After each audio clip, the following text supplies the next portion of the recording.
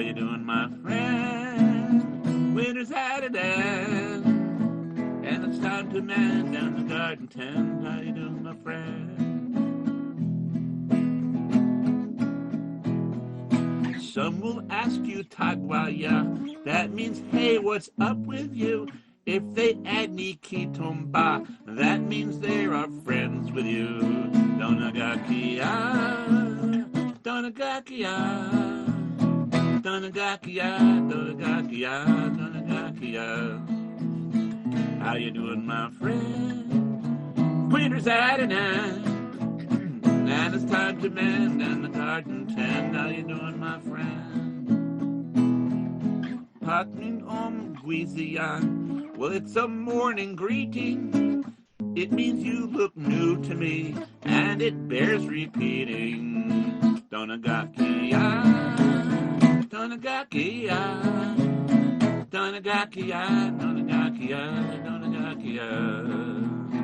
How you doing, my friend? Winter's at an end, and it's time to mend in the garden tent. How you doing, my friend? Some say Uli Boom can be just as they are leaving. That means good canoeing, friend. So do not go grieving. Donagakia, Donagakia, Donagakia, Donagakia, Donagakia. How you doing, my friend? Winter's at an end, and it's time to mend down the garden tent. How you doing, my friend? Uli nana mawizi, be in good health, safe and sound. There is no word for goodbye, 'cause we'll be seeing you around. Donagakia, Donagakia, Donagakia, Donagakia, Donagakia. How you doing, my friend? Winter's at an end, and it's time to mend down the garden tent. How you doing, my friend? And Chief Shirley Hook is here. She's chief of the Kawasuks. It's actually, pronounce it for me. It's Kawasuk of the Koas. Yeah, Kawasuk of the Koas. So we've got a chief with us. And because Chief Hook broke her wrist, and it would be hard for her to, turn pages, someone who's been a dear friend of mine for many, many years, Deb Rieger, who sits with me on what's called the Vermont Commission on Native American Affairs. So we sit on this commission and make decisions about things to do with Native peoples, and then go to the governor, Governor Scott, and we meet with him and talk about it. So Deb is with us, Deb Rieger from the Commission on Native American Affairs, and Shirley's husband, Doug, is over at the Central School, where he's doing some other workshops. So we're making it a family affair. So anyway, Shirley's going to read from her newest book, Little Deer in the Sacred Corn. Okay, so I'm really glad you guys were able to do this, and we're excited. So it's all up to you. You're set? I'll get your water. Okay, thank you. Okay. Good morning, everyone. Thanks for asking us to be here today, because it's very important for us, too. And how many of you like to read? Perfect. Because you can go anywhere in the world if you read. Do you realize that? It's pretty cool. I'm very proud of you that you like to read. So I'm going to start reading Little Deer and Sacred Corn, and this is based on a true story. You're going to flip the pages? Okay. Do you want me to come over here, or do you just... Can they see the page, the pictures? Oh, I can hold it up? Yeah, hold it up. Little Deer woke with a start. She was trembling from the cold, and she was scared. She rubbed her eyes to better focus. She tried to think about the night. It started out with beautiful stars in the Milky Way, and then something happened. What was it? Little Deer tried harder and harder to remember. Perhaps it was a bad dream.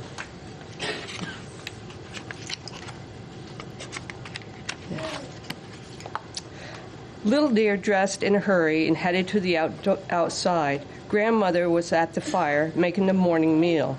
Something was wrong. Grandmother was not singing. No one was singing. Little Deer stood for a moment in front of the fire, watching the flames rise and fall. She asked her grandmother why there was no singing, and everyone looked so sad. Grandmother hugged the little girl and told her that she would talk to her about it after the morning meal. Grandmother reminded Little Deer that it was a time to do some of their morning chores. Some of the chores was to gather wood for the day's cooking.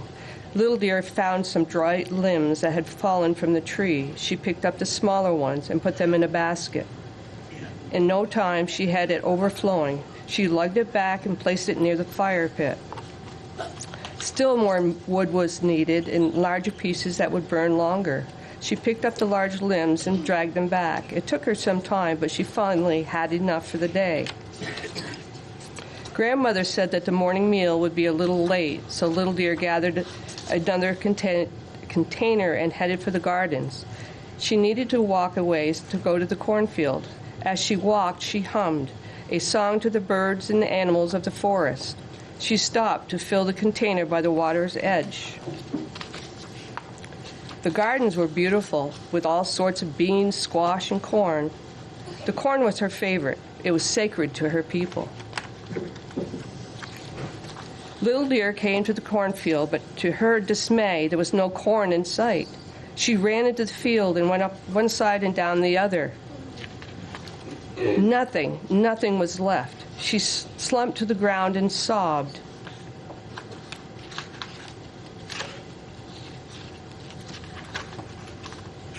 Whoops, having difficulty, Dad.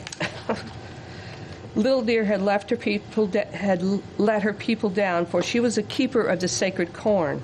She was to protect it and to take care of it as if it was a child. She had no idea what to do. Slowly, she rose from the field and headed back to her grandmother. Her grandmother was very wise. She was a very wise elder.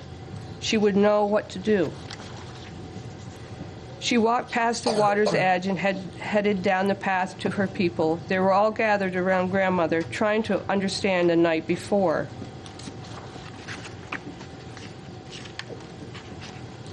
Little Deer started to remember what she had seen and heard. It was terrifying. The beautiful night had turned into dark, terrible night. The starry night had turned into a cold, black cloud that was churning up the waters and tearing up the fields. The black cloud took all of the sacred corn without a trace. The rest of the field was torn up and crops were destroyed. Who could have done this? It must have been something very evil. With the winter arriving soon, our people had to do something. A plan was made to go south, where it was warmer and food would be easier to find. It took all its toll on our people, but somehow they survived. That day, Little Deer made a vow to herself and her grandmother for one day they would be the keepers of the Kawasup sacred corn once again.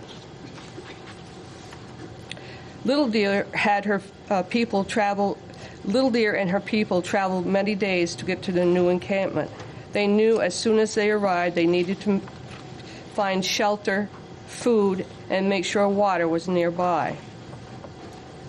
The tribe finally arrived at their destination, the perfect spot for a new encampment. Everyone who was able to work really hard on getting prepared for the upcoming winter. The shelter was built. Wood was collected and brought to the camp. Food was scarce, but the people of the Dawn Lane cut fish from the lake and dried them by the fire. Wildlife was harvested, such as deer, moose, rabbits, and squirrels. The days were getting shorter and cooler.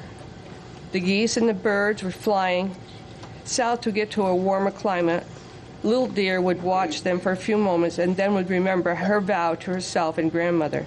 She had thought about her vow ever since the sacred corn was taken from their people. The first winter was really hard on them. However, they survived, and it had made them a stronger people. One day, a special tribal meeting was announced. The chief spoke with a heavy heart. Everyone wanted the same thing. They wanted to return to their homeland. The chief explained that without the corn, there would be a shortage of food once again. They had some bean seeds that were saved from other plantings, but that was not enough. It was announced that they would spend one more winter at the encampment. The silence was overwhelming. Slowly, everyone agreed to what the chief had said.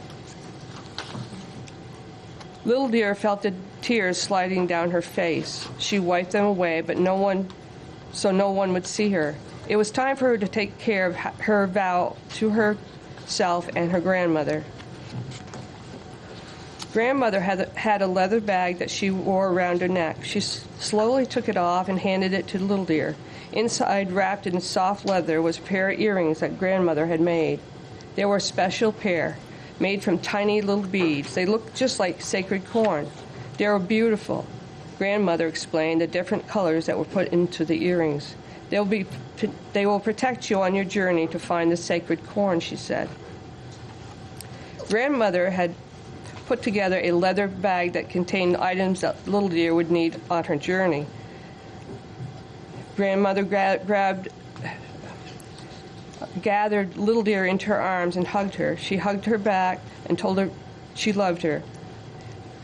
And the journey was on. Little Deer told her grandmother she loved her very much. With that, she turned and started down their path. It was hard for Little Deer to leave her beloved grandmother, but she knew she had to keep her promise to herself and her grandmother. Little Deer walked many miles that day, only stopping once in a while to have a drink from her gourd jug. That evening she stopped and put up a shelter for the night. Sleep did not come easy, for the noise of the night was loud. She tossed and turned for most of the night and finally fell into a deep sleep. She woke to something or someone walking nearby. She tried to be as quiet as possible. A tiny fawn came into view. Little Deer slowly emerged from the shelter, but the fawn just looked at her while eating the tiny tops of the grass. She watched for a few moments as she ate her bit of food that Grandmother had put in her bag. Little Deer went to the edge of the water and bent down to put water on her face. It was cold, but it refreshed her and brought her a spark of hope into her being. The little fawn had made an exit to a worn path once more. It was time for Little Deer to go. She picked up her leather bag and headed down the trail. It was noon before she stopped, and it was getting to be very warm. The spring had been later than usual, so it had been chilly before. If it was too cold in the spring, the seeds would not grow. Feeling the warmth from the sun, she felt hopeful. Now her people would have a chance to grow the garden and have plenty of food for the winter. Little Deer's stomach started to growl, so she reached into her bag and pulled out some jerky that her grandmother had made. It stopped the growling of her stomach. She sat against a large tree and shut her eyes for a moment.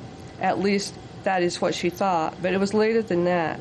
The light was fading. She was upset with herself for sleeping like that, but in the back of her mind she would hear her grandmother telling her that it was okay. You probably needed to sleep. You have a long journey to go. The days turned into weeks and weeks into months, and she knew how long she had been walking. Every night she would put a stitch into a special piece of leather with a handmade needle to remind her the special journey she had been taking for the last 3 months. Little Deer stopped by the edge of the water and caught some trout for the evening meal. It was really good. She put some green willow branches through it and cooked it over the small campfire. She saved some time for the morning meal. A bed of moss would be a campsite for the night. It was soft and springy when she walked on it. It was like walking on a cloud. She thought that was what the cloud would feel like. Sleep came to her as soon as she hit the moss. She was in dream time. She dreamed of her grandmother and her people. They were all smiling because the sacred corn was found. For 3 more days, things started to change. The path, which had been very narrow, began to widen. That meant more people. She had to be careful. You never know who might be in the woods. She didn't start a campfire because someone might see the smoke. She ate some of the hardtack that was in her bag. A few days later, with little food left, Little Deer stopped at a small stream. She drank deeply and splashed water on her face. She saw the fish jumping and decided it would be a good place to rest for the night. She tried her luck at fishing and caught 4. That would be enough for the night meal and for the next day. She found a comfortable spot inside a small cave-like formation, a perfect place to start a small fire and sleep.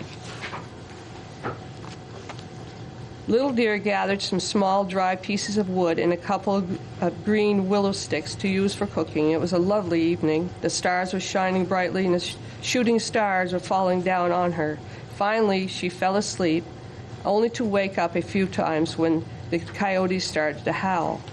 They moved on quickly and continued their search for the rodents in the area. She woke at dawn and watched the night disappear, and a few days had disappeared, and a new day arrived. It was going to be a beautiful day. The brook gurgled and splashed, invited Little Deer to come to the water and play. She splashed her face and noticed that one of her treasured corn earrings was missing. What would she do without it? She was about to cry, but she knew that it wouldn't make any difference. The earring would still be lost. She spent most of the morning looking for it. She took the other earring out and placed it in a little leather bag. Her heart was heavy and sad. She knew she had to continue with her journey. She couldn't keep on searching. She gathered up her belongings and started walking. All she could think of was her lost earring. The day ended with a bit of rain and thunder. She had to find a place to sleep. She looked about and finally found a shelter that was possible, another formation that protected her from the wind and rain. Placing her bag down, she thought about the evening meal. She still had a small amount of fish. The food was getting to be very, very low, almost nothing. She hoped her journey would soon end. A few days later, the weather changed overnight. It was unbearable. The wind cut into her with rage. The rain did not let up, and the cold was unthinkable. She tried to keep going, but she knew she had to stop and find a place that would protect her from the weather. The rain was coming down so hard it felt like stings from 1,000 bees. She could see nothing. She fell to the ground, clutching her leather bag, and asked for the guidance. She would hear her grandmother's voice, and she would be telling her, keep going, for the shelter was close by. Don't give up. All at once, she felt a difference in the weather.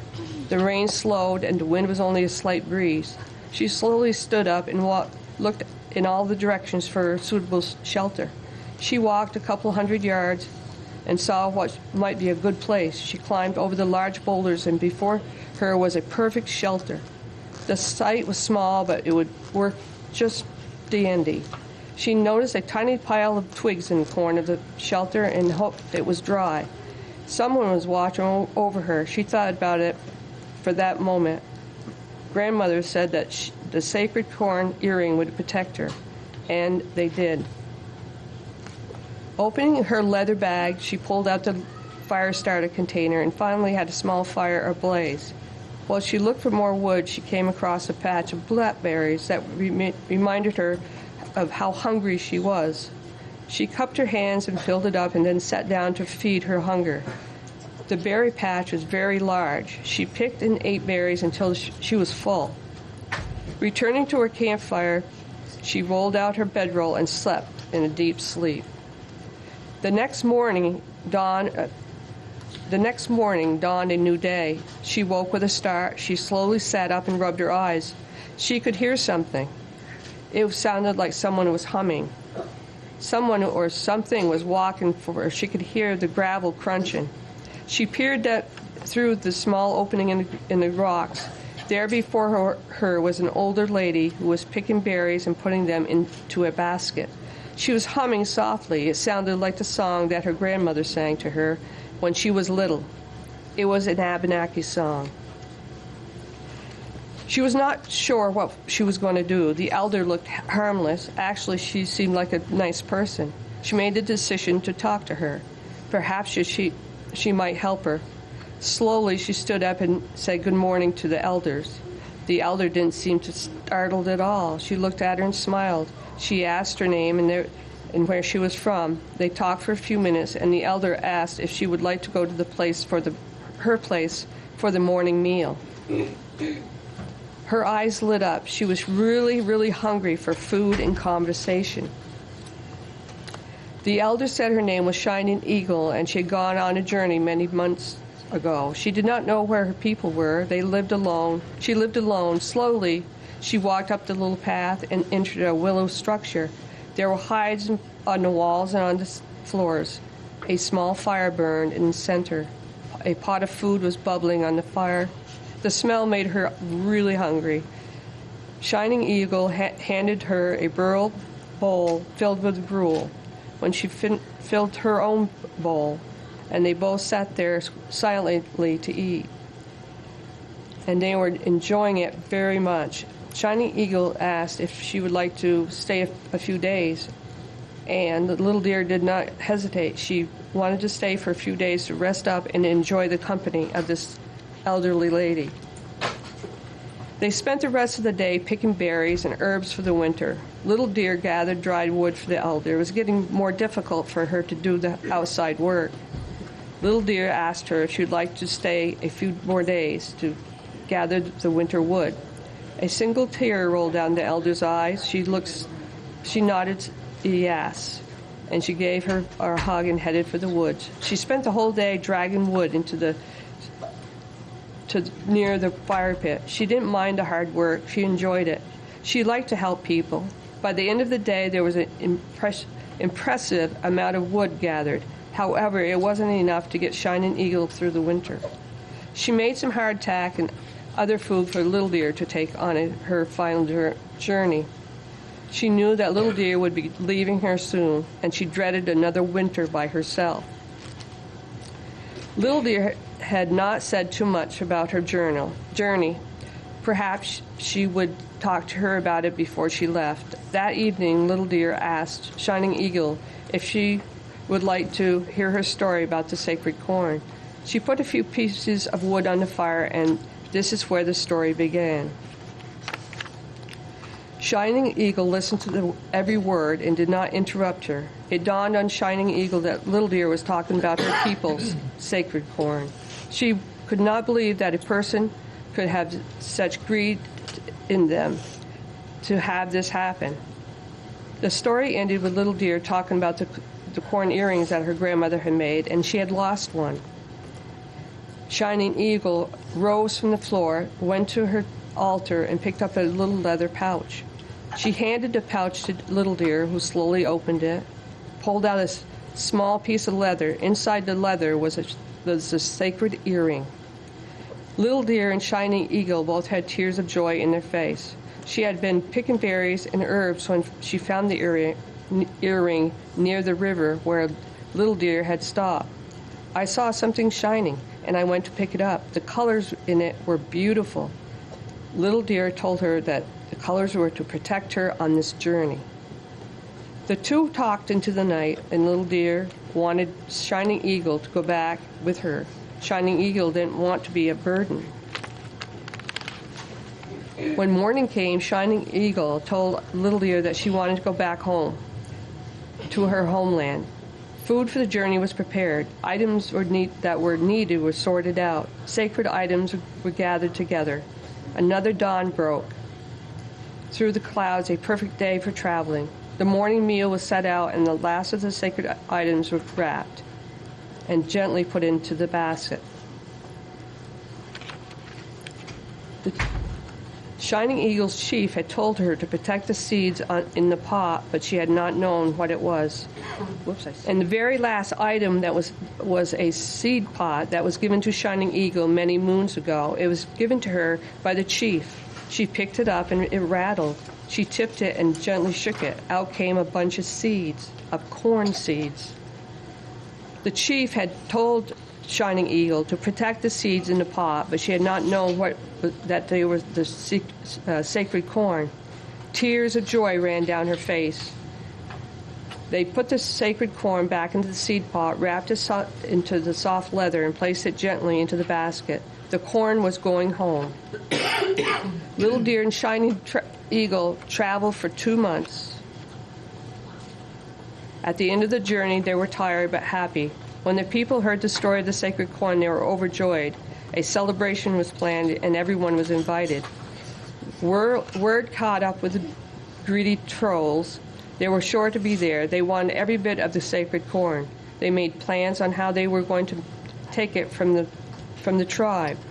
Celebration day finally arrived. The people were excited and happy. A dance was performed for everyone to enjoy. Then the presentation of the corn. Little Deer and Shining Eagle handed the seed pot to the chief. At that moment, the 2 trolls lunged at the chief, grabbed the seed pot, and fled to the nearby woods and disappeared. The people were stunned. Little Deer made a dash for the woods, hoping to find the evil ones. They were nowhere in sight. She reached up and touched the earring, hoping that they would guide her and protect her. All at once, a loud roar came from the sky. It got louder and louder. The winds came up. The sky turned purple, brown, black.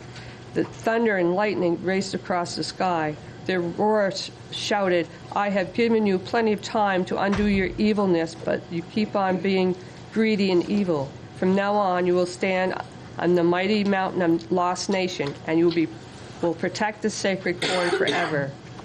At that very moment, 2 evil trolls turned into stone. The end.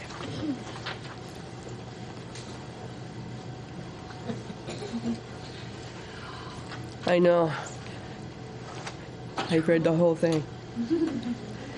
Did you guys like it? Yes. Yes. What do we do when we like something? So, what else would you like to ask? Any questions or anything like that?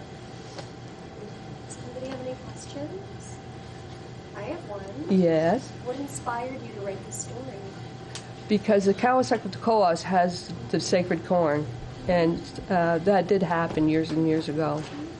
So, yes. How do the trolls get turned to stone, the bad ones? It was magic.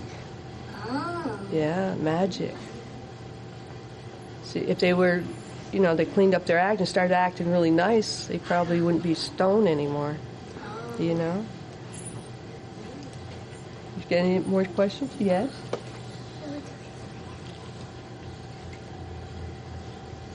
Can you speak a little bit louder? Come here.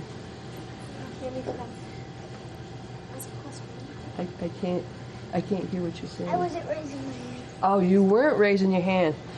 And what's your name? Nala. Pleased to meet you. Anybody else got a question or anything?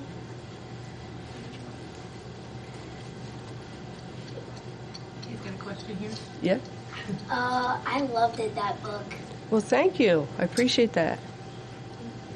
And do you guys garden or anything? Yeah? We used to garden. We had tomatoes, carrots, Wow. beetroot, and we do have fruit. We grow strawberries. Whoa, those are pretty good. Have you ever had ground cherries? No. They're good, aren't they? Make pies out of them. Yeah, wicked good. Yes. My Papa B has a really, really big garden, and I have a tiny garden. We have onions, carrots. You grow potatoes? No, well, we do flowers. Potatoes are my favorite. Over chocolate. Yeah. Perhaps next year I can bring you up some seeds or something. And if you have a school garden? A garden here at school? No? Well, maybe we could help you put one in. Would that be fun? Yeah. Yeah? Because I like helping with gardens. We have a bunch of them, don't we, Miss Deb? Yeah. Miss Deb comes down and gets vegetables once in a while. But that's an idea. Maybe we could do something like that. We can maybe do a raised bed and it wouldn't be so hard. Would you like to do that? Thank you, guys. Make sure you keep on reading, guys, all right?